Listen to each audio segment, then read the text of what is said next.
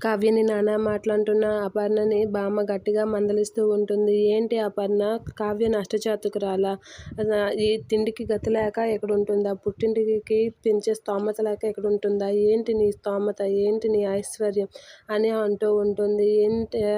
ఏంటి ఐశ్వర్యం చెప్పు? మొగుడు సౌభాగ్యమే ఆడదానికి ఐశ్వర్యం. అలాంటి సౌభాగ్యమే నీ కొడుకు ఇంకొకరికి పంచాడు. అలాంటి అభాగ్యురాలిని తన్ని ఇన్ని మాటలు అంటున్నావు. తన మీద జాలి చూపకుండా గతి లేక ఎక్కడుంటుంది? నష్టచాతుకురాలని నానా మాటలు అంటున్నావా? నువ్వు నీ కొడుకుని ఇచ్చేసుకొని ఆడనేమనలేక దీన్ని కావ్యని అంటావా అని చెప్పి బామ్మ అయితే అపర్ణని తిడుతూ ఉంటుంది. ఆ మాటలకి అపర్ణ ఏం మాట్లాడకుండా అలా చూస్తూ ఉంటుంది. అయినా నువ్వు మీ తోటికోడళ్ళు ఆడపడుచులు వాళ్ళందరూ అన్ని మాటలు వాళ్ళకి సమాధానం చెప్పుకోలేక అభాగ్యురాలైన కావ్య మీదకి అంటున్నావా? ఎందుకంటే తను నిన్ను ఏమీ అనలేదు అని, తిరిగి సమాధానం చెప్పలేదనే కదా నీ ఇది.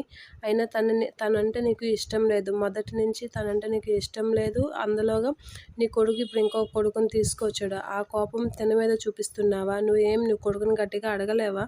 లేదంటే చెప్పుకోలేవా? కావ్య ఏం చేసింది నీకు అని చెప్పి బామ్మ అయితే గట్టిగా అడుగుతూ ఉంటుంది. ఆ మాటలకి అపర్ణ ఏమీ మాట్లాడదు. తోటికోడలు ఆడపడుచు సూటిపుటి మాటలు అంటే ఆ కోపం వచ్చి కోడల మీద చూపిస్తున్నావు. అది చేతకాని పని అంటారా అపర్ణ అని మందలిస్తూ ఉంటుంది.